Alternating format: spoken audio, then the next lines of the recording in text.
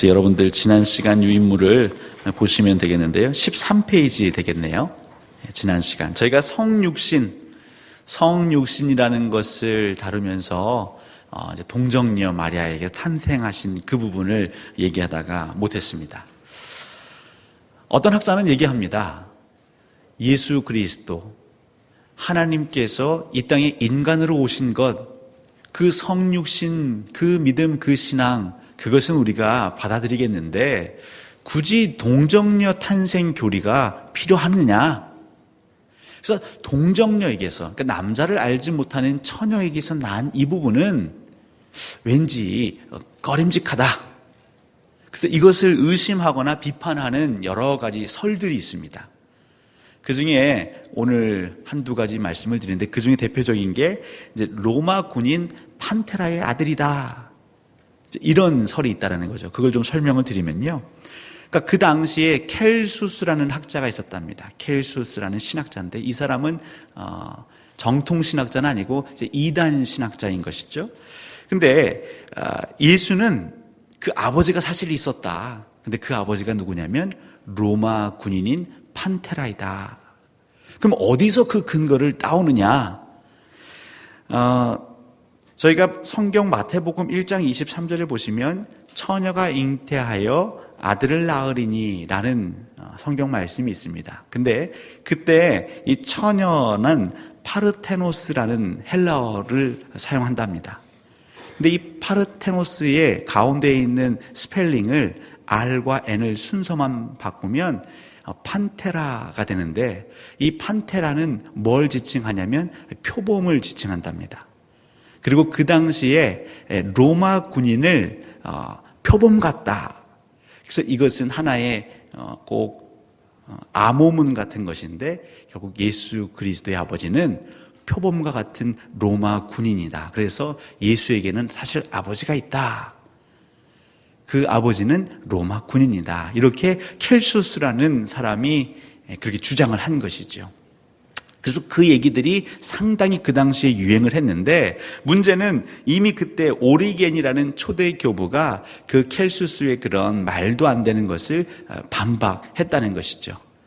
그리고 그 이어서 신학자들도 그 전승이나 그런 자료에서 예수 그리스도의 동정녀 탄생을 부정하는 그런 이야기들에 대해서 이제 분석을 해 놓은 것입니다. 그러면서 하는 얘기가 정말 예수 그리스도가 사생아라면, 그러니까 비밀리에 은밀하게 낳아진 그 아들 사생아라면, 사생자라면 유대 사회에서 과연 발을 붙일 수 있었겠느냐. 이 켈수스가 그 헬라의 학자가 그 유대 이스라엘 백성들의 문화를 알았더라면 감히 그런 얘기를 할 수 없었을 것이다. 그러니까 우리나라에서도 사실은 사생아, 사생자라고 한다면 동네에서 그 소문이 금세 퍼져나가겠죠. 그러니까 예수님 당시에서 그 동네에서 야, 예수의 아버지는 사실 로마 군인이었고 예수는 사생자래 라고 한다면 그가 그 동네에서 그 고향에서 하나님의 아들이라고 불림받을 수 없었겠죠. 그리고 사생자라면 그가 회당에도 들어갈 수 없었을 것입니다. 그럼에도 예수 그리스도는 회당에 들어가셨고 또 많은 이들의 존경을 받으셨습니다.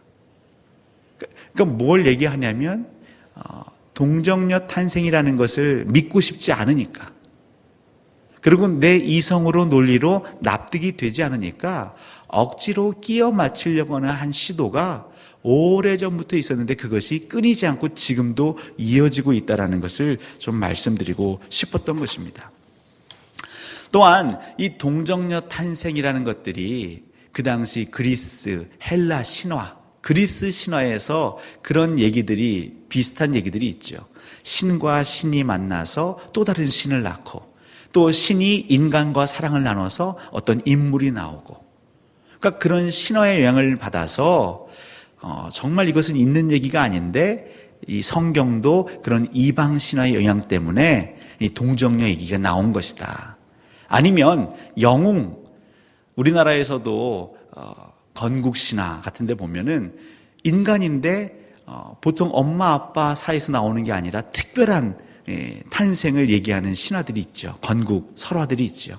그것처럼 어떤 영웅이기에 그 영웅의 의미를 부여하기 위한 독특한 이야기다. 그냥 그것을 어떤 하나의 이야기로 봐야지 이것을 사실로 보면 안 된다. 이것은 철저히 신화화된 거다. 그러니까 예수 그리스도의 동정녀 탄생은 우리가 믿어도 되고 안 믿어도 될 정도의 그렇게 의미 있는 것이 아니다. 그냥 성육신 했다는 것에 강조를 두자. 그러면서 동정녀 탄생에 대한 내용을 희석시키는 것이죠. 근데 여러분, 동정녀 탄생에 대한 내용을 이렇게 과학적으로, 논리적으로, 이성적으로 우리가 희석시키게 되면 어떤 문제가 생길까요? 그러면 성경이 오류가 생기는 것이죠.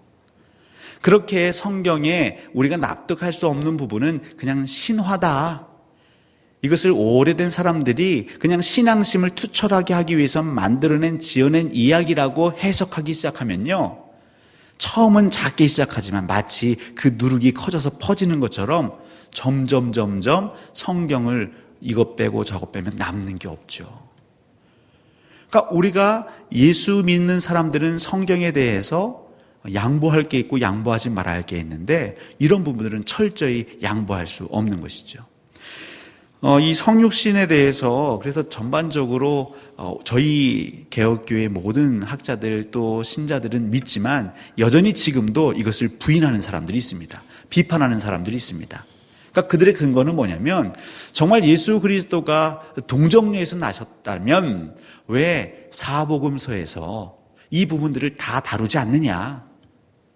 더 나아가 이 바울은 변증론가 아니겠습니까? 그 헬라 철학, 그 이방인들에게 복음을 전하기 위해서 때로는 그리스 신학까지도 이용하기도 하고요. 철학, 수사학도 이용하는 바울이 왜 이 동정녀에 대해서 많이 언급하지 않느냐. 마태복음과 누가복음에서만 이 동정녀를 언급하는 걸 보면 사실 이것이 신빙성 없는 얘기가 아니냐라고 비판하기도 합니다.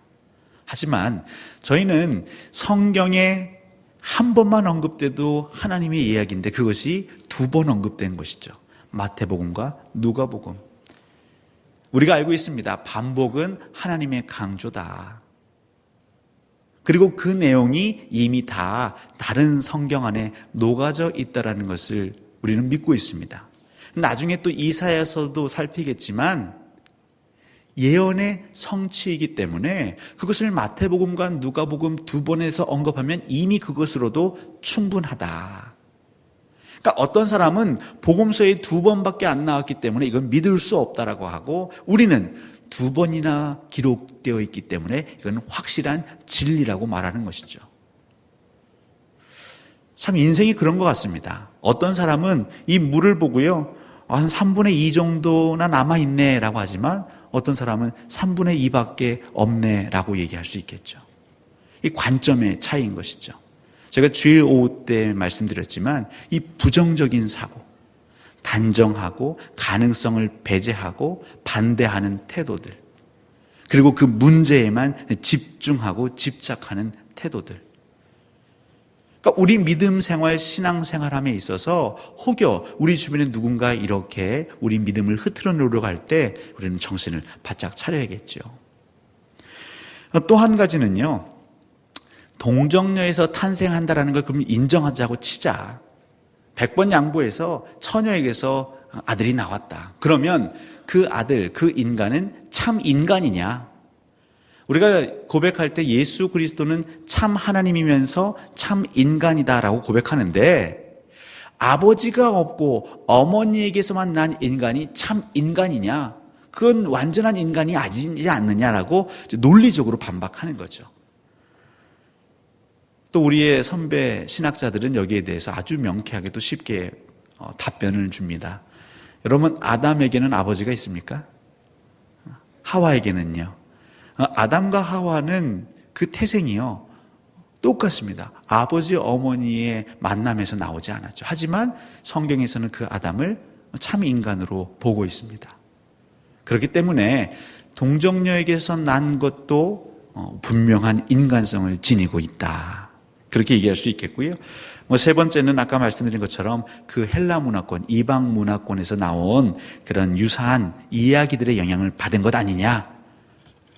또 한 가지는 과연 아까도 말씀드렸지만 성육신 한 것, 예수 그리스도가 하나님이 이 땅에 오신 것, 우리를 위해서 이 땅에 오신 것, 그것만 얘기하면 되지 굳이 동정녀 탄생 얘기를 곁들일 필요가 있겠느냐. 이건 빼자.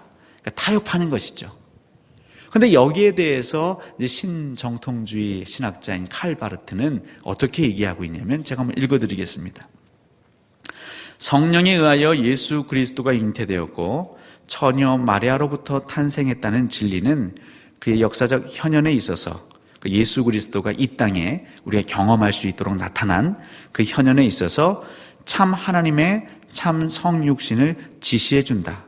그것은 또한 예수 그리스도 안에서 일어난 은총과 계시의 신적 사역을 통해서 형성된 방법이 다른 인간적 행동과는 다르다는 것을 상기시켜 준다. 무슨 말이냐면 유일무이한 하나님의 아들이 이 땅에 오셨을 때에 흔히 아버지와 어머니 사이에서 오는 방법이 아닌 독특한 하나님만의 방법으로 온 것, 이것이야말로 성육신을 더 확증시키는 하나의 증거가 되고 근거가 되고 표징이 된다. 그래서 동정녀 탄생과 성육신을 함께 우리는 진리로 받아들여야 된다라고 말하는 것이죠. 21세기에 어떤 이들은 이렇게 도전하는 사람이 있습니다. 성령의 사역은 사도행전으로 끝나버렸다. 사도행전이 기록됐을 당시에는 성령이 일하셨지만 이미 그때 이후로는 성령이 역사하지 않는다. 여러분 어떻게 생각하십니까?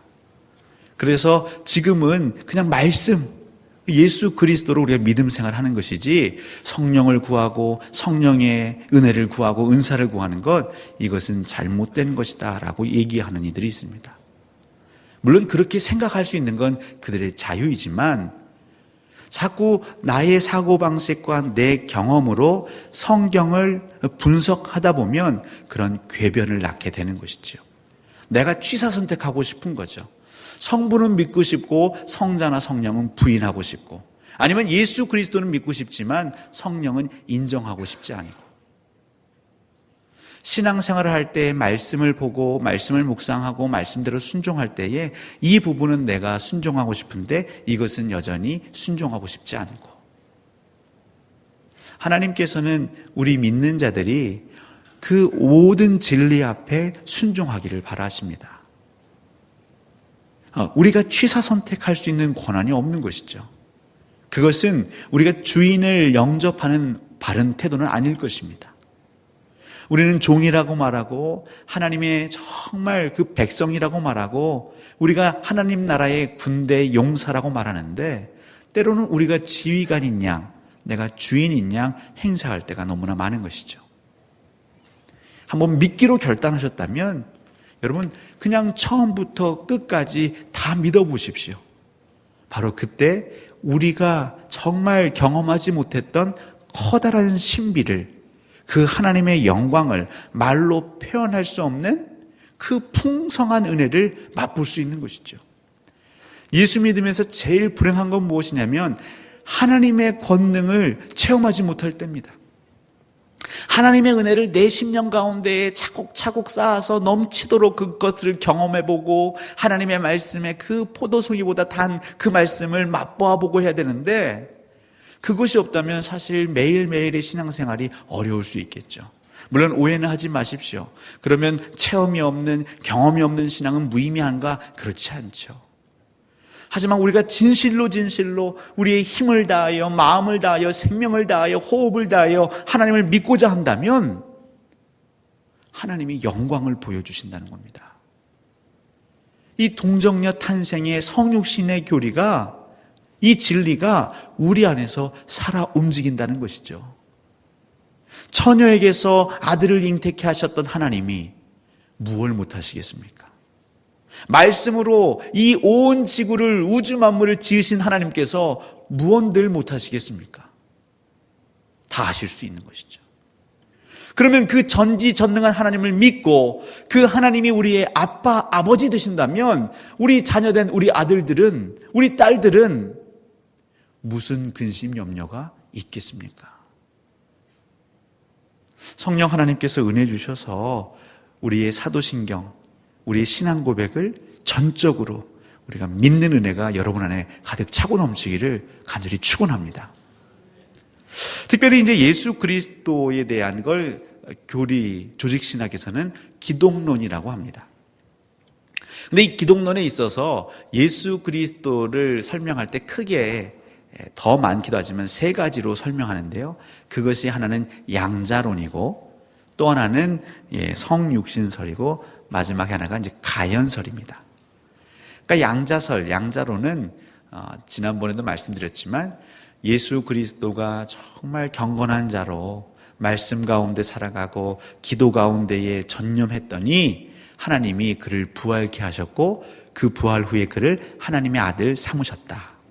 혹은 어떤 사람은 정말 그렇게 30살 청년이 거룩한 삶을 살다 보니 하나님 은혜 주셔서 그 요단강에서 세례받을 때에 하늘이 열리고 성령이 비둘기처럼 임하면서 양자 삼았다. 그러니까 예수 그리스도가 창세전부터 하나님과 함께 계시고 창조를 같이 하신 그것이 아니라 아주 나중에 신적 지위를 부여받았다. 은근히 우리 주변에 이런 태도를 보이는 이들이 많다고 예전에 설명을 드리기도 했습니다. 우리가 믿는 것은 성육신설인 것이죠. 선제하셨던, 그러니까 오래전부터 영원전부터 계셨던 성자 하나님이 이 땅에 완전한 인간으로 오신 것을 우리는 믿는다. 그것이 바로 예수 그리스도이다. 그러니까 우리와 똑같이 인간으로서 먹고 마시고 울기도 하시고 피곤도 느끼시고 고통도 느끼시는 하나님. 근데 영지주의자들은 그걸 인정할 수 없다고 했죠. 왜냐하면 거룩한 하나님이, 완전하신 하나님이, 무결점의 하나님이 육신을 입을 수는 없다. 왜? 이 육신은 더럽고 추악하고 죄의 감옥이기 때문에, 원죄의 감옥이기 때문에 그 더러움 안에 하나님이 거하실 수 없다. 그래서 가연설, 유령처럼 그냥 우리 눈에 그냥 보일 뿐이지 실제로 인간으로 육체를, 살을 입고 오신 것은 아니다. 하지만 우리 개혁주의 신학자들은 이 성육신을 강력하게 외치는 것이죠. 육신을 입고 오신 예수 그리스도는 분명 죄가 없으심에도 불구하고 타락한 인성을 입고 오셨다. 그 타락한 인성이라는 게 예수님이 타락했다는 게 아니라 이 세상을 살며 죄의 고통, 그 죽음의 아픔을 느끼실 수밖에 없는, 그 영향 가운데 놓이실 수밖에 없는 존재로 이 땅에 오셨다. 그래서 누구보다도 우리의 아픔과 눈물을 헤아리시는 것이죠. 저는 이 성육신 이 진리를 너무너무 사랑하고 또 도전받고 있습니다. 목회자로서 어떤 목회자가 되어야 하는가? 예언자적이고 선지자적이고 대제사장적이고 왕 같은 사명을 감당하는 목회자가 되어야겠지만 사실 제 안에 또 많은 목회자들 안에 바라는 게 이 성육신적 목회자상인 것이죠. 어렸을 때 저도 이제 학습지를 했는데요. 그 학습지 중에 그 눈높이 교육이라는 게 있습니다. 그래서 그 광고가 예전에 제 기억나는 건 그 어른 선생님이 딱 아이 눈높이에 맞춰서 이제 꿇어 앉아서 눈을 맞추면서 얘기하고 우리는 이런 눈높이 교육을 합니다. 이 성육신은요, 철저히 하나님께서 우리 인간의 눈높이를 맞춰주시는 것이죠. 우리의 언어가 부족하면 부족한 언어에 맞춰서 얘기해 주십니다. 그러니까 어떤 사람들은 그 하나님은 참 저급한 하나님이다. 때로는 그 하나님께서 고급스러운 언어나 고급스러운 사역을 하시네, 저급한 언어를 사용하시다가 고급스러운 사역을 하시네, 하나님도 진화하시는구나. 최근 철학자들 중에, 신학자들 중에는 그런 진화하는 하나님, 우리와 함께 성장하는 하나님, 과정신학이라는 걸 내세우기도 합니다. 그러니까 처음부터 완전하셨던 게 아니라 우리 인간이 성숙하는 것처럼 하나님도 성숙해 간다, 이런 얘기들을 하고 있습니다. 그럴듯하십니까? 어처구니가 없는 얘기지요. 물론 학자들은 뭐 그런 논의를 할 수 있을지 모르겠지만 그것이 우리의 믿음으로, 우리의 신앙으로, 우리의 삶으로 들어온다면 그건 경계해야겠죠. 그렇게 논의할 수도 있겠지만 나는 그걸 믿지 않습니다. 나는 완전하신 하나님, 우리 수준에 맞춰서 우리에게 다가오시는 하나님.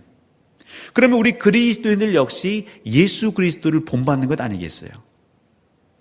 그러니까 너희들은 이 마음을 품으라 곧 주 예수 그리스도의 마음이니, 그건 철저히 성육신의 마음인 것이죠. 우리 가운데에 연약한 자가 있습니까? 부족한 자가 있습니까? 그럼 예수 그리스도 같으면 어떻게 하셨을까요? 그 죄인들, 세리들이 모여있는 그 자리에 가셨죠. 바리새인들은, 대제사장들은 어떻게 그곳에 갈 수 있느냐? 그런 천박한 자리에 나같이 고귀한 자가 그렇고 낮게 낮은 자리에 어떻게 갈 수 있느냐? 그렇게 고민하고 정죄할 때 예수 그리스도는 친히 그 자리에 가셨습니다. 그리고 그들이 사용하는 상스러운 언어들 가운데에서도 함께 웃으시고 또 함께 음식을 나누시면서 그들의 마음을 살피셨습니다. 물론 거기에 멈추셨다면 예수 그리스도의 그 사역에 우리가 의구심을 품을 텐데, 분명한 건 그것으로 끝나는 것이 아니라 그렇게 그들의 마음을 헤아리신 후에 그들을요 제자의 삶으로 이끌어 오시는 것이죠. 사랑하는 성도 여러분, 우리 안에 하나님의 영이 임하셔서, 그리스도의 영이 임하셔서 여러분 주변에 연약한 자가 있을 것입니다. 여러분의 필요를, 여러분의 도움을 정말 간절히 구하는 자가 있을 것입니다. 낮아지십시오. 남을 나보다 낮게 여기십시오. 그러니까 이 낮게 여기는 게 아니라 낮게 여기시라고요. 내가 저 사람보다 뭐가 못나서 뭘 덜 못 배워서 내가 왜 그래야 돼가 아니라 예수님의 마음이십니다.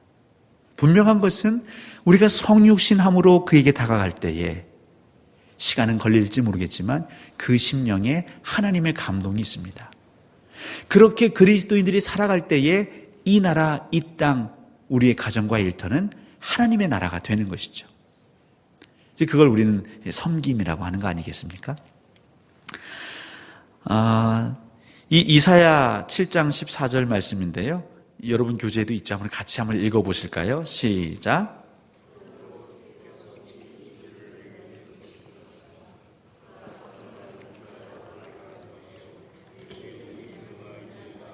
아멘. 하나님께서 이미 이사야서에서 예약을 하신 거죠. 예언을 하신 것이죠. 처녀가 아들을 낳으리니. 그러니까 그것을 우리는 이 처녀에 대해서도 또 학자들은 그 단어가 때로는 처녀로도 쓰이지만 때로는 젊은 여인으로도 쓰인다.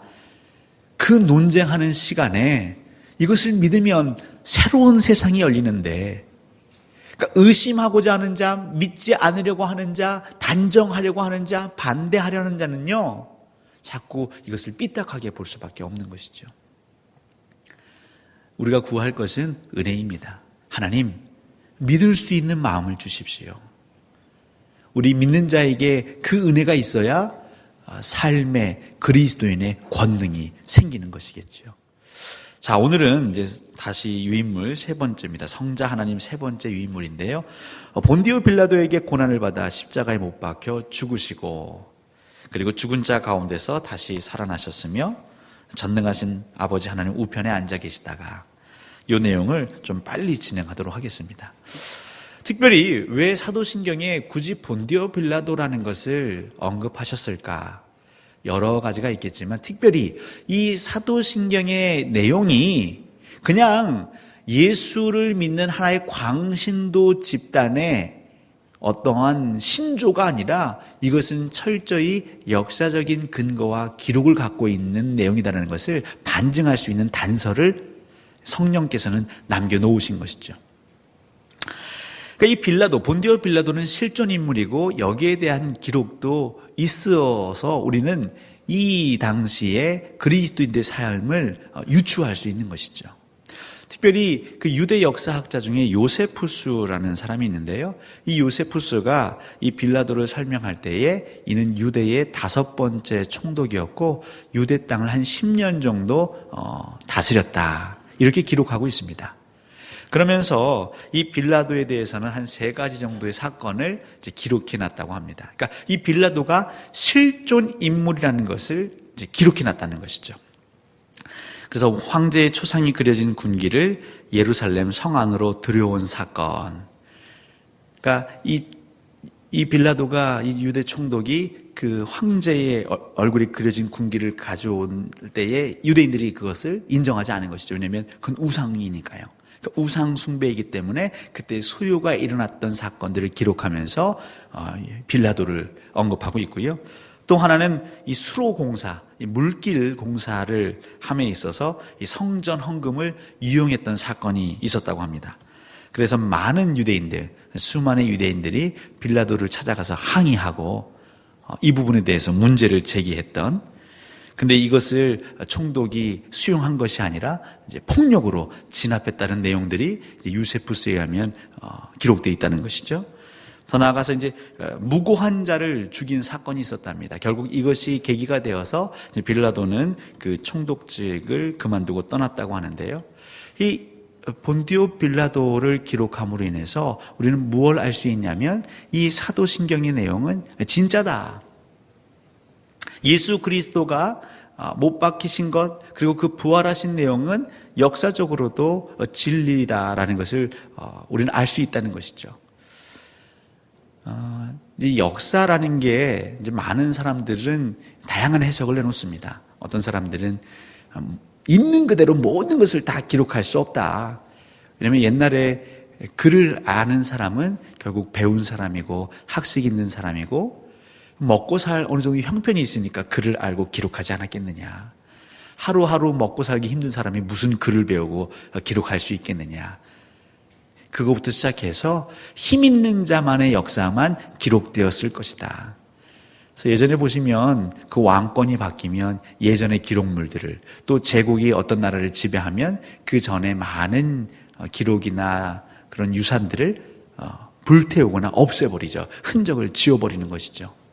그래서 최근에는 그 후손들이 우리 조상의 역사를 찾기 위해서, 아니면 바로 세우기 위해서 열심히 노력하는 경우를 보게 됩니다. 그러니까 우리가 알듯이 이 사도신경이 초대 로마 교회에서부터 언급되어져 왔다면 이 본디오 빌라도라는 이름은 계속 언급이 됐겠죠. 그럼 본디오 빌라도, 유다 총독의 자손들이 있었을까요? 없었을까요? 있었겠죠. 그러면 이 유다 총독의, 이 본디오 빌라도의 자손들이 있었을 텐데 이 기독교인들이라는 자들이 끊임없이 자기 아버지, 자기 할아버지의 이름을 사실 좋게 언급하는 건 아니지 않습니까? 근데도 이 부분에 대해서 반기를 들지 못하고 또 수정을 가하지 못하고 우리에게 지금까지 남아있다는 것은 이것이 명명백백한 역사적 사실이기 때문에 여기에 대한 어떤 진술을 왜곡하거나 변경할 수 없었다라는 반증이 되는 것이죠. 특별히 이제 예수 그리스도가 고난을 받으십니다. 본디오 빌라도에게도 고난을 받으시고 십자가에 달리시는 고난을 받으십니다. 저희가 지금 사순절이기 때문에 예수 그리스도를 묵상하고 그 고난을 묵상하는데요. 여러분, 예수 그리스도의 고난은 어떤 고난일까요? 예수 그리스도는 가장 가까운 자들로부터 배신을 당하셨죠. 사람이 제일 힘든 건 뭐냐면 믿는 도끼에 발등 찍힐 때 가장 괴롭습니다. 상처가 이만저만한 것이 아니죠. 예수 그리스도의 제자들, 그 제자들이 예수 그리스도를 부인했습니다. 수제자라고 불릴 만한 베드로가 그 재판정 앞에서 예수님을 3번 부인했습니다. 그뿐이겠습니까? 사랑하는, 하나님이 사랑하셔서 이 유대 백성들, 특별히 이 땅의 모든 인류를 사랑하셔서 예수님이 오신 거 아니겠어요? 그리고 예수님의 이적과 기적을 보고 그들의 마음 가운데 감동이 있었습니다. 특별히 예수님께서 예루살렘 성에 입성하실 때에는 수많은 사람들이 종려나무 가지를 흔들면서 호산나 호산나 다윗의 자손 예수여 하고 환호했죠. 근데 그들이 한순간에 등을 돌립니다. 욕하고 저주하고 침뱉고. 그러니까 제자 무리도 제자들의 무리지만 하나님이 버림받으신 거예요. 하나님이 이 세상을 이처럼 사랑하사 이 인간들을 살리시고자 오셨는데 그 인간들에 의해서 버림받으신 거죠. 그것이 이 법정 안에서 이루어진 예수 그리스도의 고난인 것입니다. 물론 육체적인 고난, 채찍에 맞으시고 그 살점이 뜯겨 나가시는 고난, 우리 육신의 고통, 아픔, 그것도 괴롭지만 더 괴로운 것은 그 마음이 갈기갈기 찢겨지는 것이죠. 그러니까 그 심신이 완전히 피폐해지는 고난을 경험하십니다. 근데 더 큰 고난이 있었는데 그건 바로 십자가에서 돌아가시는 고난입니다. 십자가 죽음에 대해서 제가 한 4가지 밑줄을 그어놓았죠. 그러니까 십자가 죽음이 우리에게 주는 의미는 첫 번째 구속이죠. 구속. 그래서 원래는 이 상업적인 용어로 값을 지불할 때 쓰는 용어 아니겠습니까? 그러니까 노예를 살 때 지불하는 돈, 이제 그것을 구속이라고 하는데, 하나님께서는 우리를 죄의 이 세상의 어둠의 그 영에 구속돼 우리의 노예였던 우리를 값을 주고 사시는 거 아니겠어요? 이게 십자가의 죽음은 이 구속의 의미가 있고 화목제물의 의미가 있는 것이죠. 이 두 번째는 화해의 의미가 있죠. 화해. 죄 여러 가지로 설명할 수 있지만 특별히 그 죄의 삭은 사망이요. 그 사망은 하나님과 우리의 관계가 끊어진 것이다. 단절된 것이다. 근데 예수 그리스도가 오셔서 하신 건 뭐냐면 하나님과 우리의 그 끊어진 관계를 이으신, 화해케 하신 화해이죠. 특별히 십자가 죽음은 승리요. 마지막 4번째는 계시입니다. 근데 제가 예수 그리스도가 십자가에 달리셨을 때 당하는 고난, 고통 중에 더 아픈 건 뭐냐면 그 순간만큼은 하나님께로부터도 버림받은 듯한 느낌을 예수 그리스도는 분명 받으셨을 거라는 거죠. 여러분 신명기 21장 23절은 이런 말씀이 있습니다. 그 시체를 나무 위에 밤새도록 두지 말고 그날에 장사하여 내 하나님 여호와께서 내게 기업으로 주시는 땅을 더럽히지 말라. 나무에 달린 자는 하나님께 저주를 받았음이니라. 그러니까 십자가 틀이 형벌이 로마의 아주 극악무도한 자를 처형하는 처형 틀이기도 하지만 그 나무에 달렸다라는 것이 이 유대인들에게는 어떤 의미가 있냐면 하나님께 저주받은 자다라는 의미가 있는 것이죠.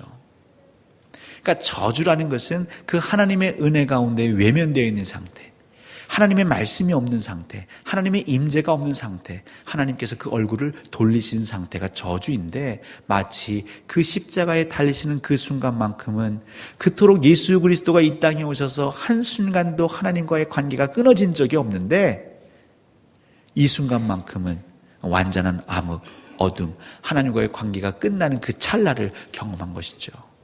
그것이 예수 그리스도에게는 더 큰 괴로움이었던 것입니다. 사실 우리 예수 믿는 사람들에게 많은 고난이 찾아옵니다. 근데 여러분 어떤 고난이 여러분을 제일 힘들게 하십니까? 육신의 고통? 그건 정말 참을 수 없죠. 김병이 효자 없습니다. 김병의 장사 없습니다. 근데 더 어려운 건 뭐냐면 내 심령, 내 마음의 고통도 있지요. 배신감, 자괴감, 좌절감, 회의감, 그 마음의 고통도 그 고난도 꽤 큽니다. 근데 우리 예수 믿는 사람들이 종종 놓치고 있는 게 무엇이냐면 하나님과 나 사이에 단절되어 있는데 그것을 느끼지 못하는 거죠. 사실 그것이 가장 예수 믿는 자에게는 큰 고통이어야 되는데 그 고통에 대해서는 무감각한 것, 하나님이 제일 슬퍼하신 것 아니겠습니까? 그러니까 죄에 대해 무감각하고 내가 하나님의 은혜 가운데 있지 않음에 대해서 깨어서 분별하고 정말 죄를 뒤집어쓰고 우리 옷을 찢는 게 아니라 마음을 찢어가며 여호와께로 돌아가서 하나님 은혜를 주십시오. 제가 하나님의 법 안에 하나님의 은혜 가운데 거하기를 원합니다라고 우리는 늘 그 관계성을 요구해야 될 텐데 그 친밀하지 않은 것에 대해서 무감각한 이것이 하나님의 마음을 가장 아프게 하는 것이고 우리가 의식하지 못하지만 우리의 심령이 제일 비통히 여기는 것이죠. 사랑하는 성도 여러분, 육신의 고통, 마음의 고통, 고난, 그것도 고통이요 고난이요 괴롭게 하는 것이지만 우리가 정말 하나님과 하나 되지 못하고 그가 나와 더불어서 먹고 내가 하나님과 더불어서 먹지 못하는 그런 상태를 우리는 더 깨워서 주의해야 하는 것이죠. 특별히 예수 그리스도는 그 십자가에 달리실 때 그 고난과 고통이 가장 크셨을 것이다. 하지만 이 십자가의 죽음은 결국 우리에게 그냥 그 고통으로 머무는 것이 아니라 이제 승리로 이어지는 건 아니겠습니까? 사실 하나님께서는, 전지전능하신 하나님께서는 세상을 향하여, 특별히 원수 마귀를 향하여서 한번 대놓고 얘기하시는 것이죠. 너희들이 할 수 있는 모든 수단과 방법을 동원하여서 한번 덤벼보거라.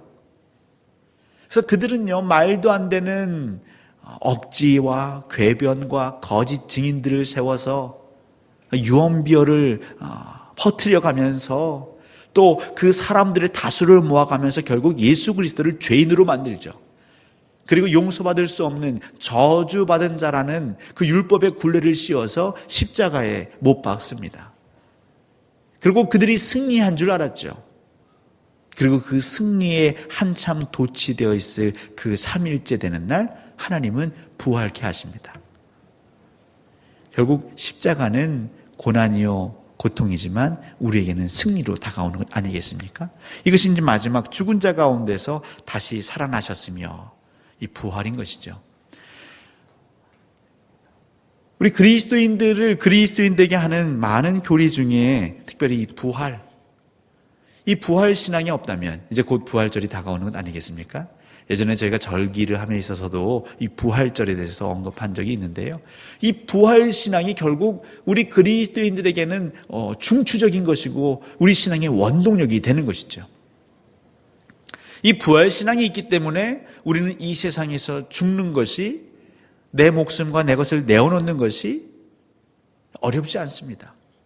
정말 믿는 자는요, 그것이 고난의 길이요 십자가의 길이요 때로는 내가 죽는 길인 줄 알면서도 순순히 그 길을 향해 가는 것이죠. 왜냐하면 우리는 부활 신앙이 있기 때문이죠. 고린도전서 15장 14절 우리 함께 같이 읽어보겠습니다.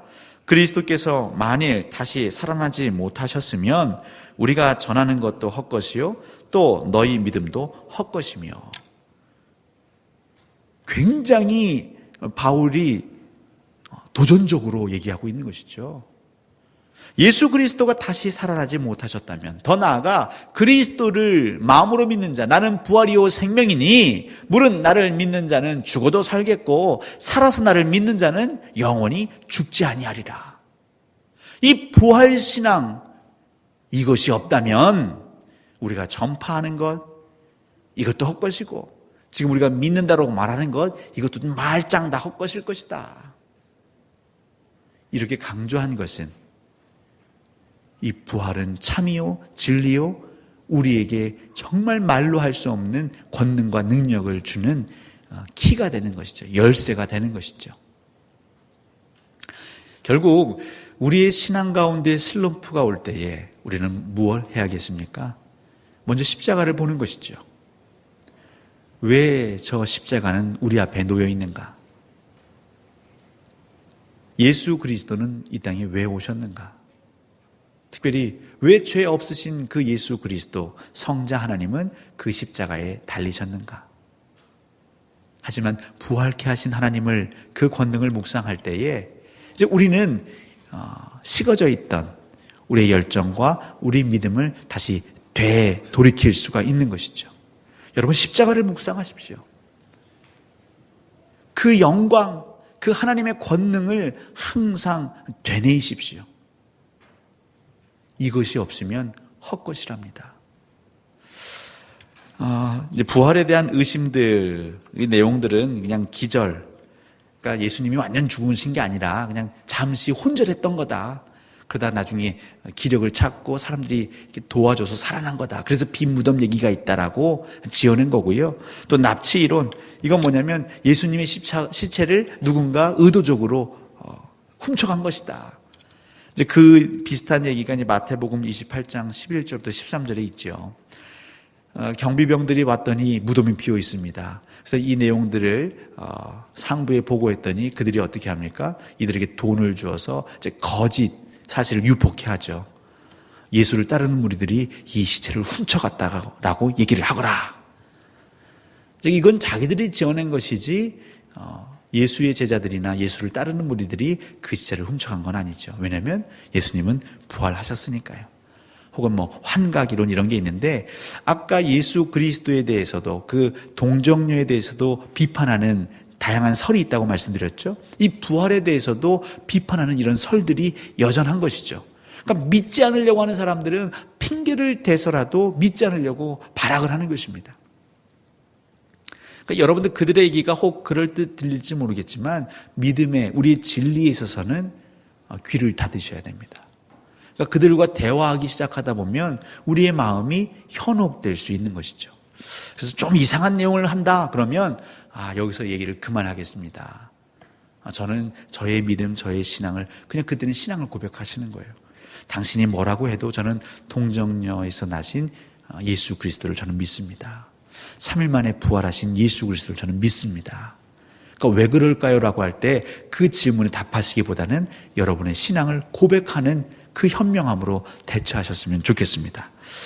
전능하신 하나님 우편에 앉아 계시다가, 이 우편에 앉아 계시다가, 그러니까 고대에는 그 왕좌, 임금이 앉는 자리가 그냥 우리처럼 의자 하나가 아니라 좀 넓은 자리였다고 합니다. 그래서 두 명이 함께 앉을 수 있는 정도의 넓이가 됐다는 거죠. 그래서 왕이 특별히 전쟁에서 큰 공을 세운 장수가 있으면 그를 치하는 의미에서 왕 곁에 앉히는 거죠. 솔로몬도 그 어머니 밧세바를 그 우편에 앉힌 얘기가 열왕기상 2장 19절에 나온다고 합니다. 그러니까 왕과 함께 앉아 있다. 그러니까 그 순간만큼은 왕의 영예와 왕의 영광을 함께 나누는 것이다. 그러니까 예수 그리스도가 하나님 보좌 우편에 앉아 계시다라는 것은 사실 이제 원위치 하신 것이죠. 그러니까 우리를 사랑하시고 구원하시기 위해서 하나님과 동등됨을 취할 것으로 여기지 아니하시고 이 땅에 오신 예수 그리스도가 하나님의 뜻을 완전히 이루신 이후에는 본래 그 자리에 올라가신 것이죠. 그럼 그곳에 가서 무엇을 하고 계시는가? 그곳에서 우리를 위해 기도하고 계신다. 물론 성부 하나님도 이 땅에 우리 인간이 어떻게 살아가는지 다 알고 계십니다. 성자 예수 그리스도가 이 땅에 오지 않으셨을 때에도 이미 애굽에 있는, 이집트에 있는 이스라엘 백성들의 신음을 다 들으시고 보셨지요. 하지만 우리 믿는 자들에게 더 이미지 형상화된 것입니다. 예수 그리스도, 우리와 똑같이 오셔서 생사고락을 함께 했던 그 예수 그리스도가 하나님 보좌 우편에서 기도하시는 그 모습을, 그때 우리는 더 위로를 얻을 수 있는 것이죠. 그래서 예수 그리스도는 대제사장으로, 또 우리를 위해서 간구하시는 중보자로, 그리고 심판 때에는 우리를 위해 대변하시는 대변인으로 그 자리에 회복하셨다. 그래서 히브리서 8장 1절, 지금 우리가 하는 말의 요점은 이러한 대제사장이 우리에게 있다는 것이라. 그는 하늘에서 지극히 크신 이의 보좌 우편에 앉으셨으니, 그러니까 대제사장으로서 하나님 보좌 우편에 앉아 계신 예수 그리스도를 말씀하고 계시고요. 또 히브리서 7장 25절에서는요. 그러므로 자기를 힘입어 하나님께 나아가는 자들을 온전히 구원하실 수 있으니 이는 그가 항상 살아계셔서 그들을 위하여 간구하심이라. 여러분 위로받으십시오. 예수 그리스도가 저와 여러분을 위해서, 우리를 위해 간구하고 계십니다. 그냥 우리가 규칙적인 생활을 하고 내가 내 삶을 잘 이렇게 관리하기 때문에 평탄한 거라 생각하십니까? 물론 그럴 수도 있겠지만 그 기저에는 예수 그리스도의 간구가 있습니다. 여러분, 하나님의 역사는 기도로 시작되는 것입니다. 예수 그리스도의 기도가 있기에 우리는 이 자리에 오늘 예배할 수 있는 것입니다. 예수 그리스도의 기도가 있었기에 오늘 저희들은 눈을 뜨고 호흡하며 활동할 수 있었던 것입니다. 요한일서 2장 1절입니다. 나의 자녀들아, 내가 이것을 너희에게 쓰면 너희로 죄를 범하지 않게 함이라. 만일 누가 죄를 범하여도 아버지 앞에서 우리에게 대언자가 있으니 곧 의로우신 예수 그리스도시라. 저는 이것도 굉장히 위로가 됩니다. 하나님의 앞에 섰을 때에, 그 심판대 앞에 섰을 때에 우리의 대언자, 변호사가 있는 거죠. 변호인이 있는 것입니다. 근데 그 변호인은 누구시냐면 예수 그리스도이신 것이죠. 그래서 거기로부터 살아있는 자와 죽은 자를 심판하러 오십니다. 재림 예수 그리스도입니다. 심판하실 주 예수 그리스도. 제가 마지막 부분은 좀 빨리 나갔는데 이것은 나중에 저희가 부활신앙과 또 종말론이라는 부분을 나중에 교리에서 다룰 수 있기 때문에 이 부분은 좀 빨리 넘어갔습니다. 그래야 또 다음 시간은 사도신경의 성령에 대해서 우리가 나눌 수 있기 때문인 것이죠.